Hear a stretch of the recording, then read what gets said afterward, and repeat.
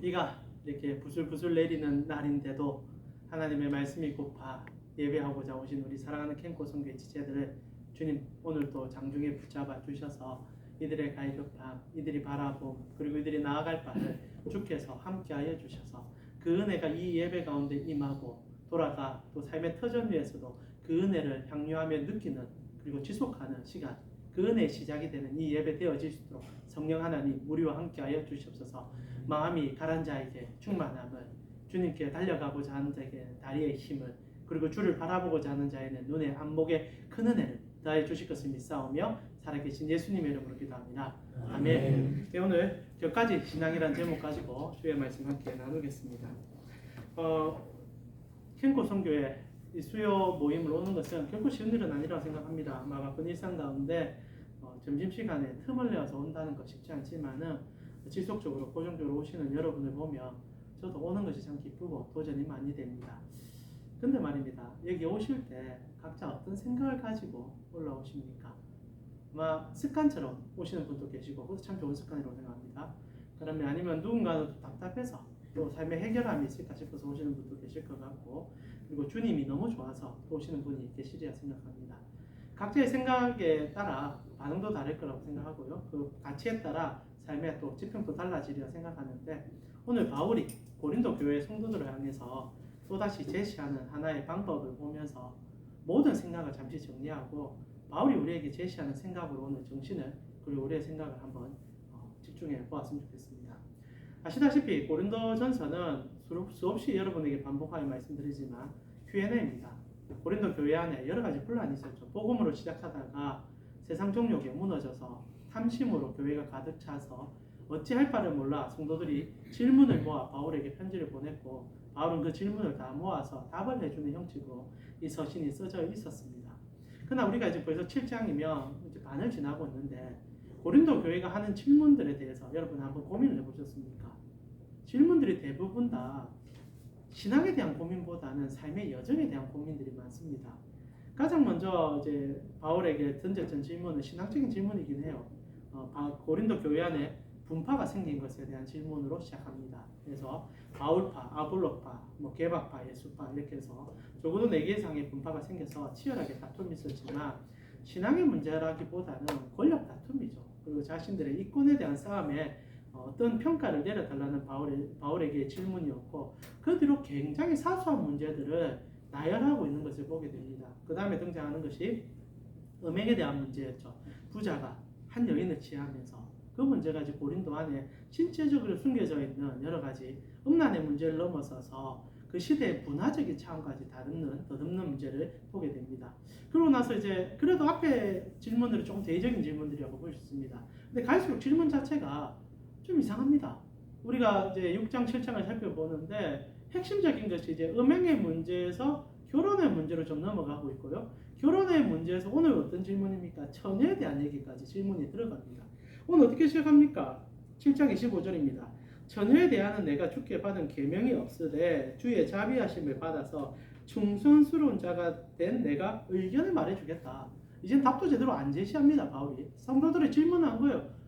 처음에는 결혼생활, 이혼에 대한 문제도 질문하고요. 근데 여러분 아시나 모르겠는데 여러분 바울이 정확한 핵심은 없지만은 이혼남이긴 하거든요. 혹시 알고 계십니까? 바울이 이혼을 한 건지 사별을 한 건지 정확한 아직은 모르지만 바울은 분명히 결혼을 한번 했었습니다. 왜냐하면 가말리엘 문화에서 랍비로 살기 원한다면 당연히 결혼을 해야만 하거든요. 총각이 랍비가 될 수가 없습니다. 그러니까 바울은 결혼을 했던 사람이고, 결혼을 했는데 이 당시 때 되면은 더 이상 아내가 없거든요. 많은 사람들이 추측하기를 바울이 이제 예수를 만나고 나서 이제 거침없는 신앙의 여정을 살다 보니까 자연스럽게 부인과 이혼을 했다라고 추측하는 분이 있고, 왜냐하면 역사적 기록이 없으니까, 아니면 이제 부인이 조금 일찍 사별을 했다 이런 얘기도 하지만은 중요한 것은 바울이 지금 이제 싱글로 사역을 하고 있는 싱글 사역자입니다. 근데 바울에게 이혼 문제, 결혼 문제 이런 거 막 물어보는 겁니다. 사실 좀 당혹스러울 수 있는 것 같아요. 바울에게도 말하고 싶은 것과 말하고 싶지 않은 것들이 있는데 어찌 보면 질문하는 자들에게는 바울이 무슨 고민을 하는지는 별로 중요하지 않을 것 같습니다. 실제로 목회를 하다 보면 참 당혹스러울 때가 언제냐? 쌍방간의 고민들을 함께 고민하면 좋겠지만 보통 성도들은 여러분도 동일하시겠지만 내가 가진 고민이 가장 크기 때문에 간에 그 고민을 사람들에게 털어놓고 때로는 목사에게 털어놓게 되죠. 목사도 무슨 고민이 있을 건데, 그러나 목사의 입장에서 또 들어주고 함께 이제 상담을 해줘야 되는 과정이 있긴 하지만은 바울이 이제 이 질문이 계속되니까 좀 이제 오늘 여러분 본문은요, 바울이 좀 화가 나 있는 것 같아요. 이제 좀 감정이 이제 격해진 겁니다. 질문이 수준이 너무 낮은 거예요. 좀 좋은 질문, 뭐 성삼위 하나님에 대하여, 아니면 뭐 그 구약의 율법에 대해서, 아니면 우리에 대해서 뭐 이렇게 좋은 신학적인 질문을 주면 바울이 또 얼마나 잘 배운 사람입니까? 당시에 가말리엘 문화면 뭐 간단히 표현 우리나라 법대 수준이거든요. 서울 법대 수준인데 이런 사람에게 이혼 지금 물어보고 있고 처녀는 어떻게 살아야 돼 이런 거 물어보니까 바울이 감정이 감당이 안 되는 거죠. 그래서 이제 25절에 나는 그런 계명을 받은 적이 없다 이렇게 얘기한 겁니다. 그러면서 그래도 바울이 심성이 좋은 게 답을 해주려고 노력하는 거예요. 그러나 내가 의견을 제시해 줄게. 그러면서 하는 얘기가 이제 처녀에 대하여 결혼을 하는 것과 안 하는 것은 개인의 선택의 문제다. 너무나 상식적인 답을 해주죠. 근데 여러분 오늘 처녀라는 질문이 나오기 때문에 진짜 시대상으로 안 맞아요. 우리에게는 처녀라는 단어 자체도 지금 이제 이런 이제 열린 시대에 이런 말을 쓴다는 자체도 좀 굉장히 부담스러울 수 있죠. 처녀 뭐 아니면 총각 이런 표현 잘 안 쓰는데 실제로 이제 이 처녀라는 표현을 쓸 수 있었던 상황은 너무 잘 아시겠지만 당시에 결혼에 대해서는 남자에게는 굉장히 관용적이었습니다. 남자는 이혼을 해도 그건 흠이 안 되는데 여성은 결혼을 하든 이혼을 하든 언제나 흠이 되는 상황에서 고린도 교회 안에 아직도 이제 결혼을 못한 그래봤자 이제 아마 10대나 늦어봤자 20대의 여성들이었을 겁니다. 그런 여성들에 대해서 사람들이 이제 고민을 한 거죠. 그 처녀가 고민한 건 아닐 겁니다. 주위 사람들이 고민을 해서 김자매 저 어째야 되나, 이 자매 저 어째야 되나, 빨리 시집 보내야 되는데 바울 선생님 답 좀 주세요. 빨리 이제 어찌 보면 요즘은 안 그렇지만 옛날에 우리 교회에 있는 권사님들 가장 큰 목적이 교회에 있는 자매들 시집 보내는 뭐 그래서 마담 비슷하게 행동하시는 분들도 계셨는데 그런 고민을 듣고 있으니까 바울이 얼마나 속에 좀 답답함을 느꼈겠습니까? 그러면서 이제 제시하는 거죠. 어느 선택을 하든 상관없다. 결혼을 하든 안 하든 아니면 무엇을 선택하든 그것은 너희의 자유다.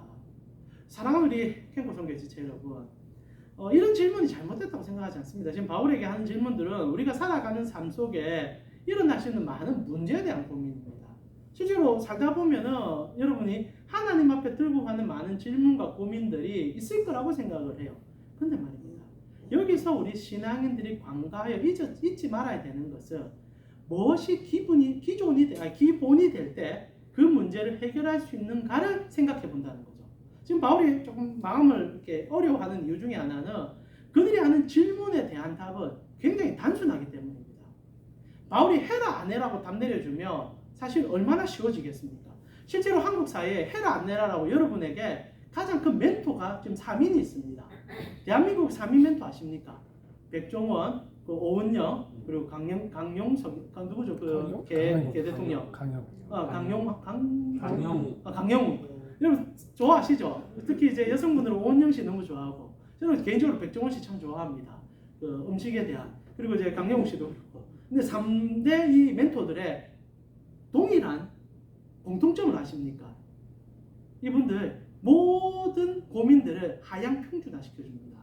백종원 씨 보면요, 음식을 하이 퀄리티가 아닌 소위 말하는 누구나 맛볼 수 있는 음식을 대중화시키고 거기에 단맛, 쓴맛, 짠맛을 가득 넣으면서 우리로 입술을 즐길 수 있고 혀를 즐길 수 있게 해준 겁니다.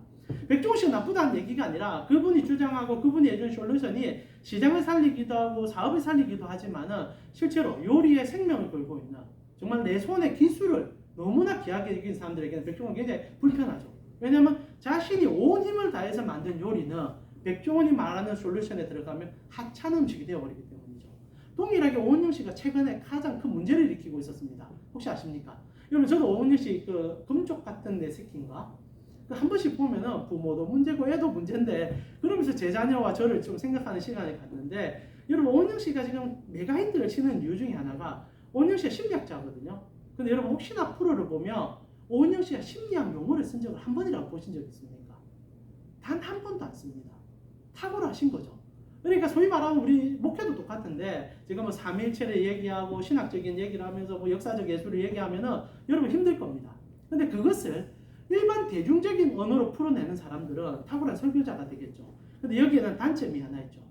언젠가는 우리가 우유에서 벗어나 씹을 수 있는 음식을 먹어야 되는데 오은영 씨가 그렇게 한 거예요. 하향 평준화를 시켜줬습니다. 누구나 이해할 수 있는 단어, 누구나 이해할 수 있는 감정, 사랑이라는 탁월한 거 하나에도 없고 어린아이에게는 매 한 번 들지 않고 오로지 사랑해줘야 된다. 그것을 던져주니까 다 동감하는 거죠. 근데 최근에 초등학교 선생님 한 분이 SNS에 글을 올리면서 지금 오은영 씨가 열심히 지금 혼나고 있습니다. 그 초등학교 선생님이 뭐라고 썼냐면 오은영 씨 말에 100% 동감을 한다. 그러나 문제가 뭐냐? 지금 20몇 명의 아이들을 관리하면서 그 아이들의 모든 얘기를 들어줘야 되는 나의 입장에서는 오은영 선생님이 하는 얘기대로 접근하면 이 아이들 모두가 황제가 된다. 자기들이 전부 다 사랑을 받아야 되는 아이들이기 때문에 어떤 것 하나 교육적인 차원에서 말을 못하겠다. 모두 다 왕이니까. 실제로 공통점이 사라져버리는 거죠. 그러면서 오은영 씨의 그 솔루션이 맞다고 생각하지만 현실 세계에서 고민하는 선생님들에게는 너무 어렵게 다가온다. 그리고 특히 학부모들이 오은영 씨 강의 듣고 나서 질문하는 거예요. 오은영 선생님은 이렇게 얘기하는데 선생님 당신 교육 방법 틀린 거 아니냐. 그래서 긴 장문의 글을 써놓고 지금 굉장히 많은 동의를 얻고 있는 상황입니다. 그래서 이것도 지금 이슈가 되고 있죠. 실제로 우리가 예수 그리스도께 찾아가 하향 평준화된 질문을 던질 때가 너무 많다는 겁니다. 그러나 하향 평준화는 우리에게 단순한 지금의 답을 줄지 모르겠지만 우리가 앞으로 살아가는 그리고 우리가 무엇을 향해 나아가는 그 진실한 가치에 대해서는 답을 주지 않는 거예요. 저는 백종원 씨 좋아합니다. 그리고 어떻게 하고 백종원 씨 말은 누구나 들어도 맞는 말이에요. 열심히 일하고 잘 꾸미고 최선을 다하여 깨끗하게 하면 좋습니다. 그러나 음식이라는 것이 더욱더 성장하고 발전하는 과정을 생각할 때 요리에 대해서 더 자부심을 가지고 거기에 온몸을 쏟는 사람들이 있기 때문에 그 사람을 쫓아가면서 성장해갈 요리사들이 분명히 존재하는데 백종원 씨는 대중적인 음식에는 자신감이 있을지 모르지만 실제로는 많은 음식의 장르를 통일화시키는 거죠. 실제로 백종원 씨 음식은 단순하죠. 설탕만 많이 넣으면 되더라고요. 제가 열심히 보거든요. 제가 따라할 수 있기 때문에. 설탕 많이 넣고 소금 많이 넣으면 백종원 씨 음식이 완성이 됩니다. 그러나 그거는 실제로 우리의 입맛에는 좋을지 모르겠지만 음식의 화려한 세상 속에서는 단 한 축밖에 안 되는 거죠. 실제로 오늘 바울이 접하고 있는 질문이 딱 이런 수준인 거죠. 삶의 고민은 당연한 겁니다. 그러나 이 고민을 가지고만 하나님께 찾아간다면 하나님의 수준이 땅으로 박히는 거예요. 실제로 예수 그리스도께서 우리에게 주고 싶은 게 뭡니까? 결혼 문제입니까? 아니면 사업의 문제입니까? 아니면 자녀의 학업 문제입니까? 다 필요한 문제죠. 이거 해결이 돼야 우리가 속이 시원합니다. 그러나 오늘 바울이 무슨 얘기합니까? 예수님이 진짜 주고 싶어한 것은 생명이었다. 그분이 너희를 위하여 죄값을 치러주시고 다시 살아나셔서 부활하여 승천한 것은 너희로 영원한 나라를 보여주고 싶었다. 너희의 인생의 목적이 하나님 나라가 된다면 결혼의 문제, 사업의 문제, 자녀의 문제도 그 하나님 나라의 기준에 맞춰서 살아가야 되면 왜 모르느냐? 그러면 결혼해도 괜찮고 안 해도 되지 않느냐? 너희가 사업을 이렇게 해도 되고 저렇게 해도 되지 않겠느냐? 다만 불법을 행하지 아니하고 주님 앞에서 정직하게 행하면 무엇을 해도 괜찮지 않겠느냐? 오늘 바울이 하고 싶은 얘기가 그겁니다. 예수 바라보고 하나님 나라의 가치로 살아가라. 그리고 그 가치를 바라본다면 너희가 생각하는 너희가 요구하는 대부분의 것들이 썩어질 것임을 왜 잊지 못하느냐? 그 얘기를 해주고 있다는 거죠. 근데 이 문제는 바울만 경험한 게 아니에요. 예수님도 살아가는 시절에 이 질문 가지고 굉장히 불편함을 느낀 적이 있었습니다.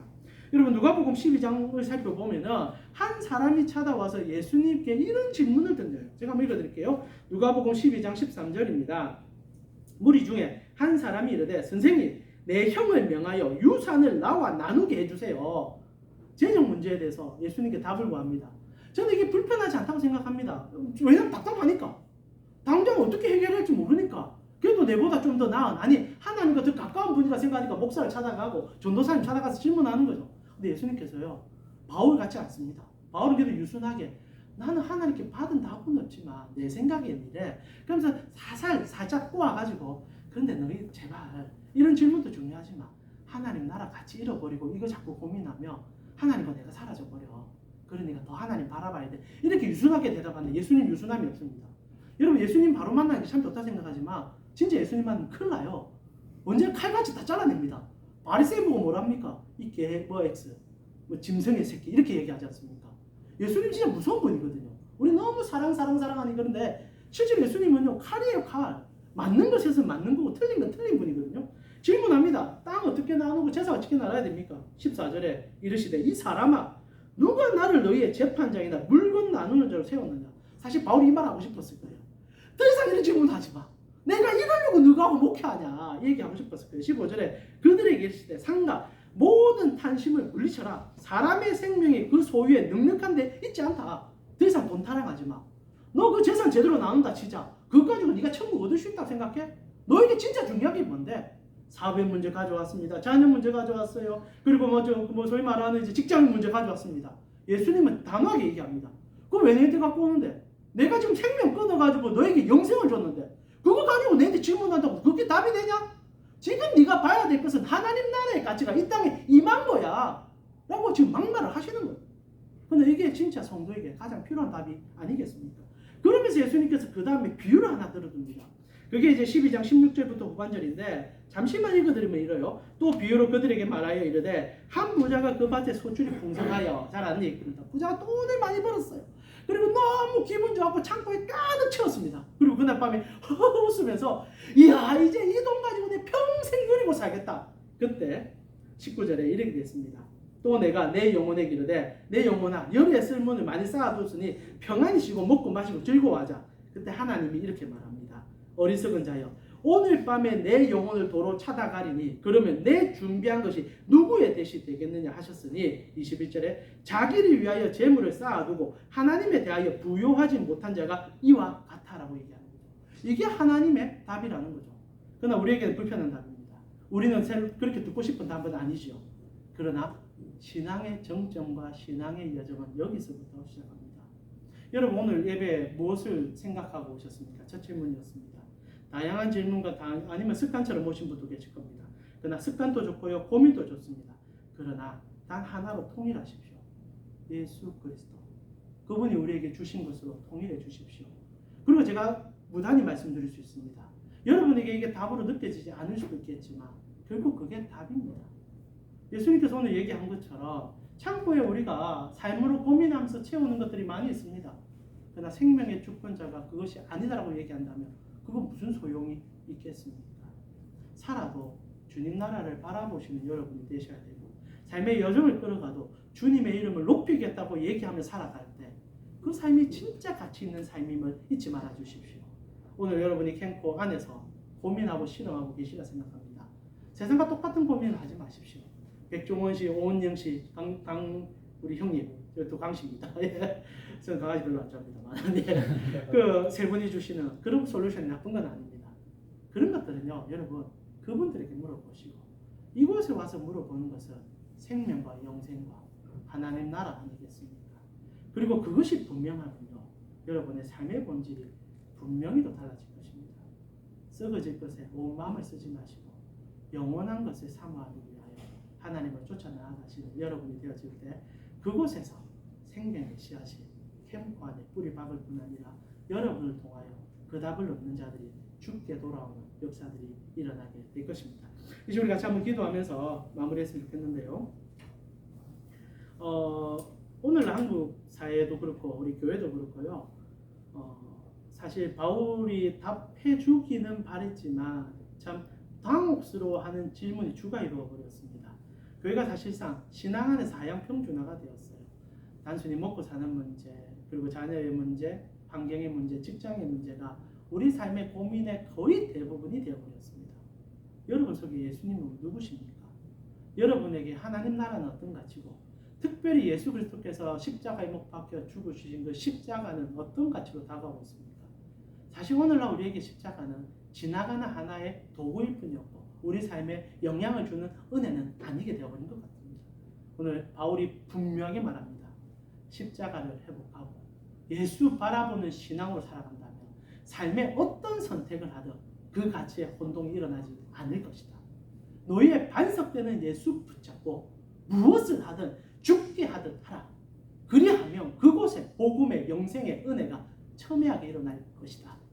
여러분 돌아가시는 자리에 여러분이 무엇을 쫓아야 될지를 고민하고 오직 예수 그리스도를 내 삶으로 고민하며 하나님 나라의 가치로 살아나가고 각오할 때 여러분의 직장이 진짜 하나님을 만나는 시작의 장이 될 것을 확신합니다. 이 시간 주님, 내가 주님께 부름받았으니 주님의 부름대로 살아가는 주님의 종이 되게 하여 주시옵소서. 함께 기도드리면서 오늘도 예배를 주님께 올려드리도록 하겠습니다. 같이 기도드리겠습니다.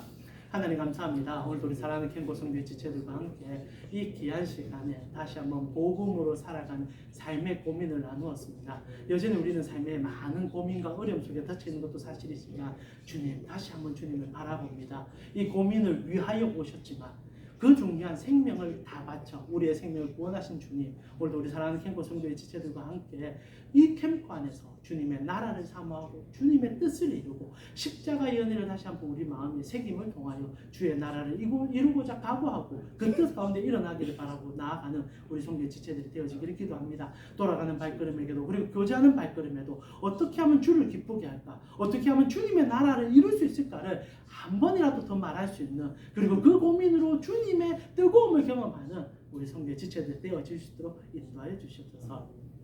하나님, 늘 감사할 뿐입니다.